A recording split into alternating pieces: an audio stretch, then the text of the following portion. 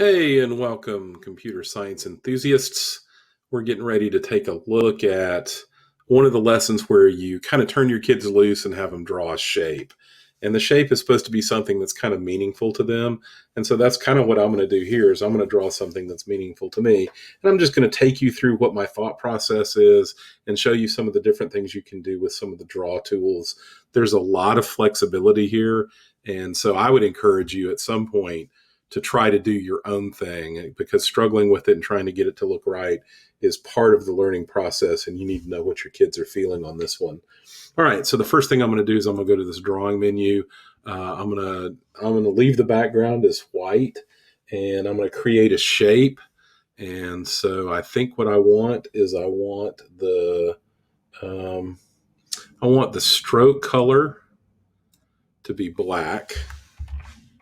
So I'm going to try to create a die. So I play a lot of board games and, like Yahtzee and stuff like that. And Yahtzee has dice in it. So I'm going to try to create a picture of something that looks like a die. And to do that, I'm going to need some squares. And I also kind of want to make sure that the die looks a little bit different than the background. I'm not going to use yellow. I'm going to go down here and pick my own RGB value. And I think I'm going to do, I didn't want that one. Let's do the just the 3-number RGB. So I'm going to do 225, 225, 225. Now, from a previous lessons, we should realize that 225, 225, 225 is going to be a really light shade of gray. And I put 255. It should be 225, 225, 225. So it should be a really light shade of gray. And it turns out this shade of gray is almost going to be, it's almost going to be white. It's going to be kind of an off-white. And so to set this up, I think what I want to do is I want to make the dice, but the dice looks like a cube.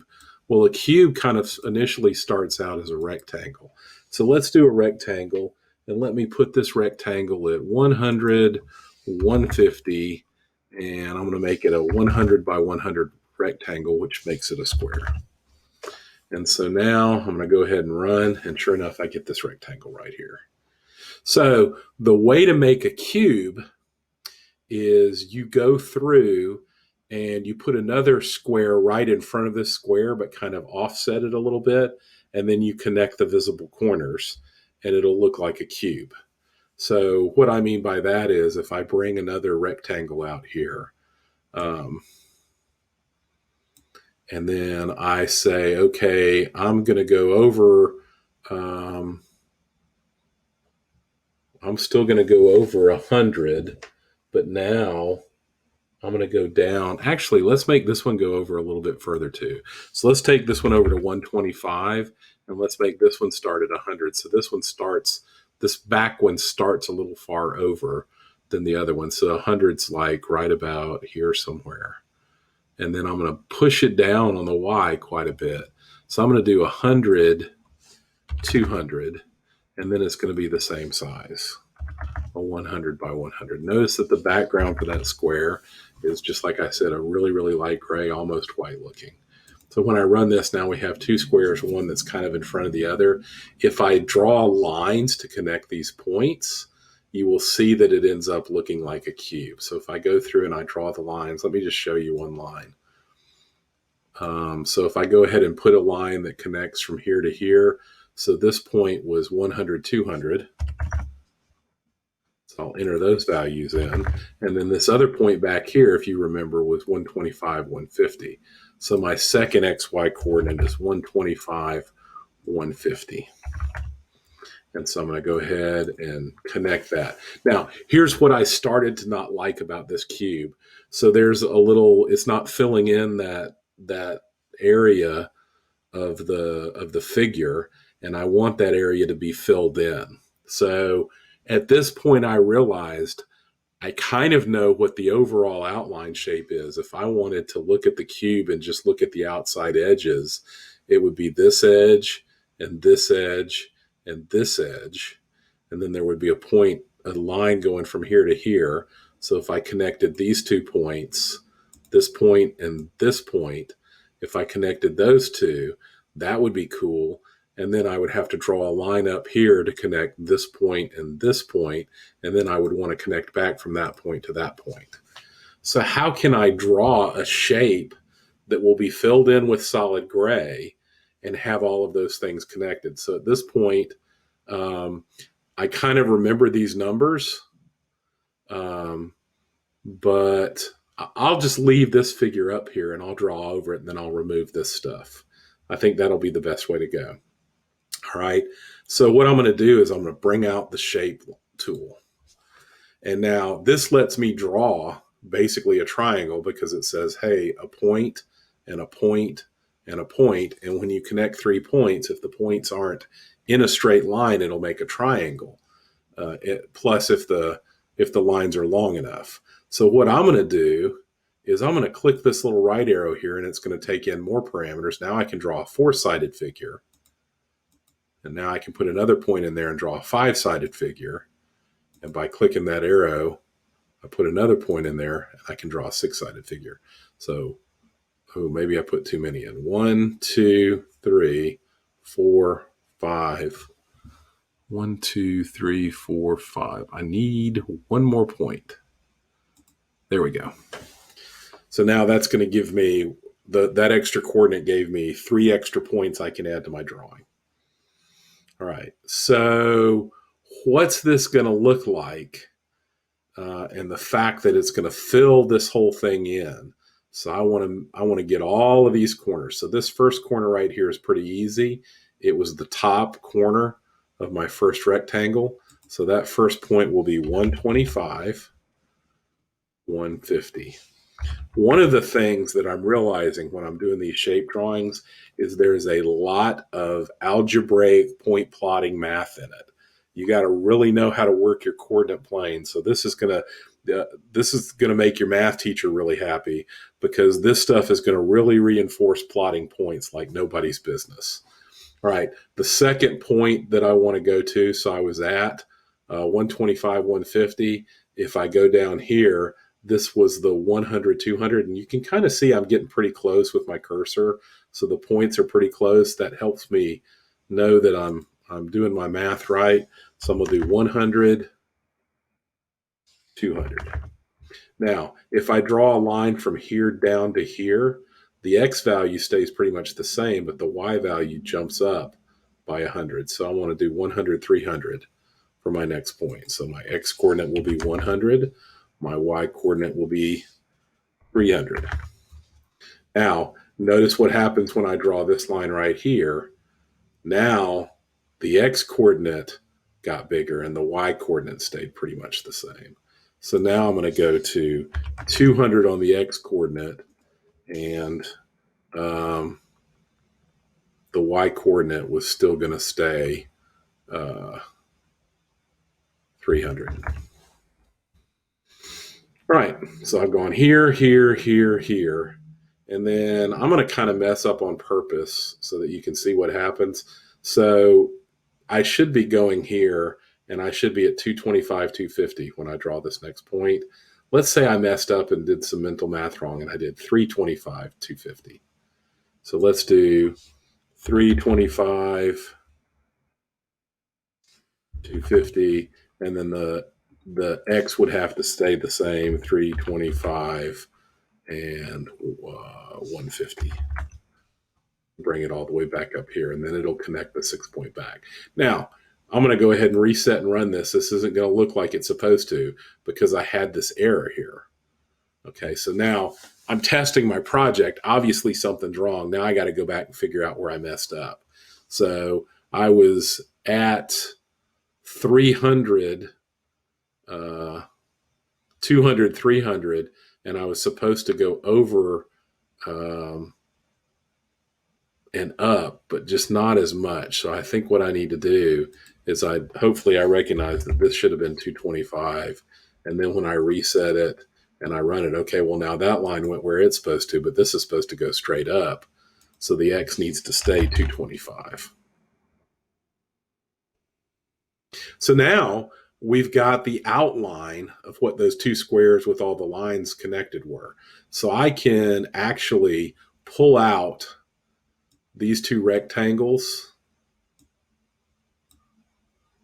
and I can pull out the line, and I'll still get the same shape because I've created this six-sided shape that was basically something that was unique to what I wanted to do. Now I need to draw a line here, a line here. So basically I want to draw a line here out to this corner, this imaginary corner that doesn't exist yet. And then I want to draw a line from that corner down to here, and I want to draw a line from this corner out to here. Basically, I want to draw kind of how these lines would intersect if you used a horizontal line and a perpendicular line, and then this line, of course, will be diagonal. So let's start drawing these lines. So I don't have to do anything other than go and find the little line. A line has 2 points. So my first point, so I got to figure out what this point is right here. Well, remember, this corner over here was the second point I drew. So it was 100, 200. So if I go over here, this will probably be 200, 200. So I want to go from 100, 200 to 200, 200.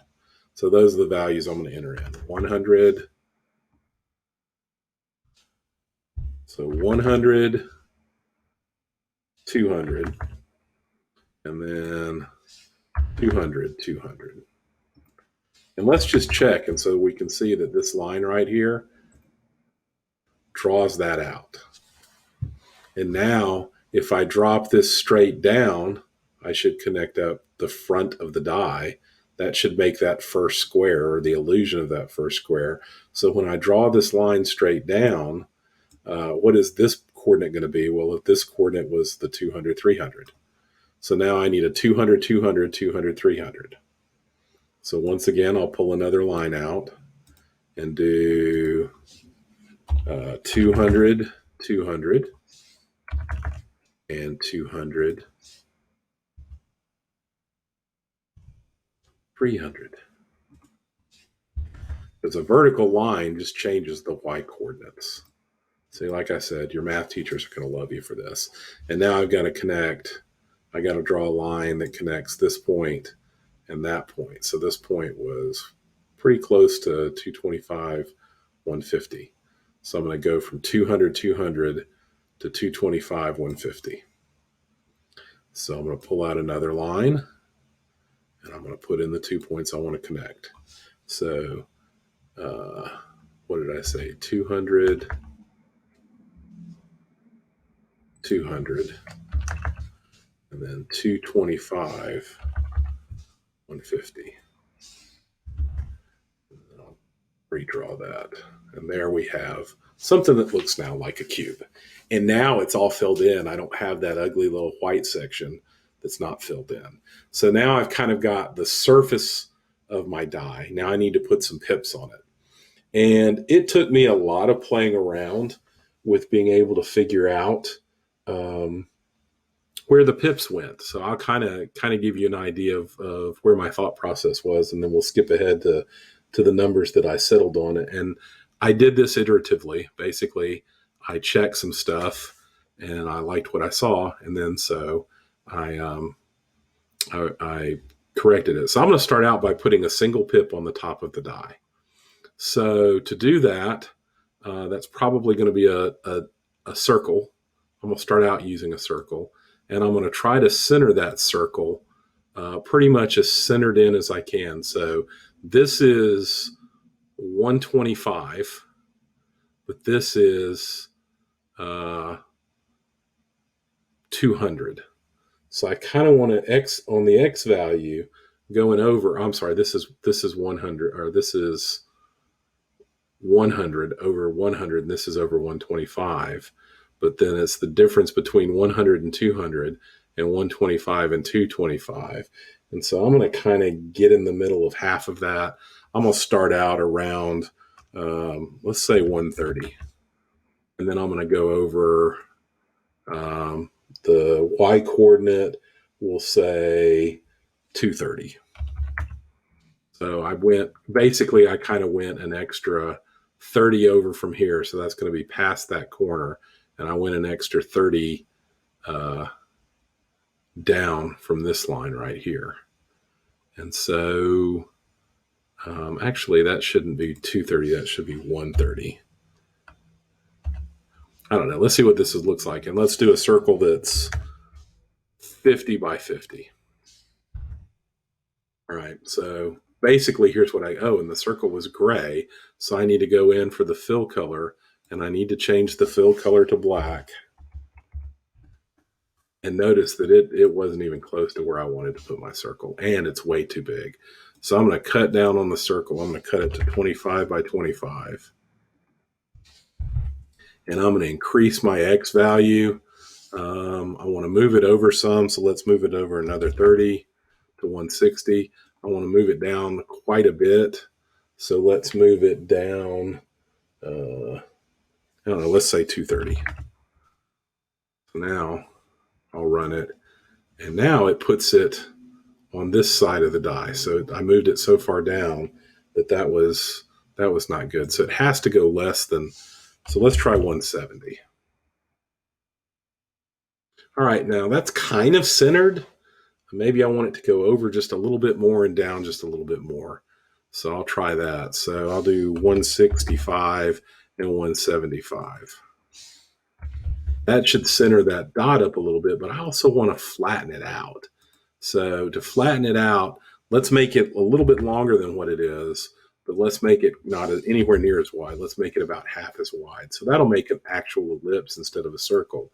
And if you look, now it looks like the dot is right on top of the dice. So you saw where I tried a bunch of different things and I kind of worked with my numbers until I got it looking right. You could actually sit down and do the math and calculate it out, but I didn't want to get out my elliptical geometry formulas and do all that calculation. To me, it was quicker just to kind of do an iterative design process and play with it a little bit. And then when I worked out putting two pips on the front, once again, I didn't come up with these numbers right away, but I ended up doing 170, 270, and then I did a 25 by 25 circle. And when I did that, that's a line. It should be an ellipse.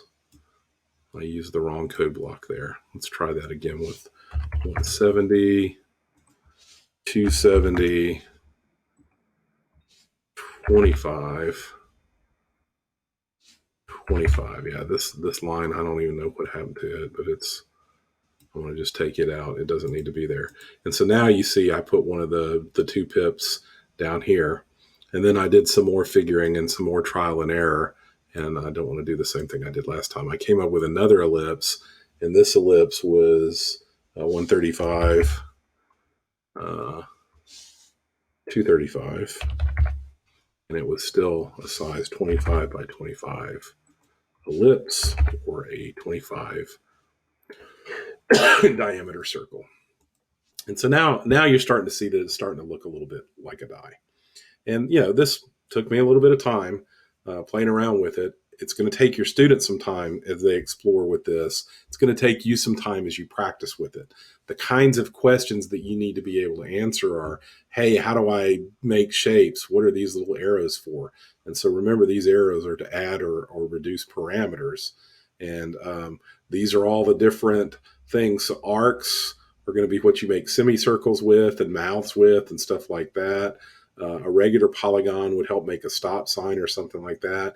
To get really creative, you can actually make your own shape, and you can put text with it that you can align up and change the text font. So you've got all kinds of things that you can do with this particular project. There's just a lot of trial and error in it. So remember, the kids are going to get a day to design, and then when they come back, they're going to kind of do like a peer review where somebody challenges them to add one more thing to their design, or put another shape in there, and they've got to work with multiple colors and stuff like this. So here you only see me working with 2 colors, but actually technically I guess it's 3. I could change the background to yellow, and then that would make it a 3rd color. So I've got lines that make a bunch of different shapes in here. So I used one big shape, but then when I drew these lines, I actually made it into 1, 2, 3 shapes. And then if I made another die, that would be the requirement for the other shapes. So you want to go over the rubric with your students as well so they know what's expected. But this was just kind of an example of how you go about developing your shapes and putting stuff in so that it ends up looking like some sort of regular picture. So this is the thing that was personal to me because I like to play games. I wanted to have a dice up there, or paradise actually is what it would end up being. And that's how I developed it. So good luck with encouraging your students' creativity, and good luck with your own designs. And remember, just keep programming.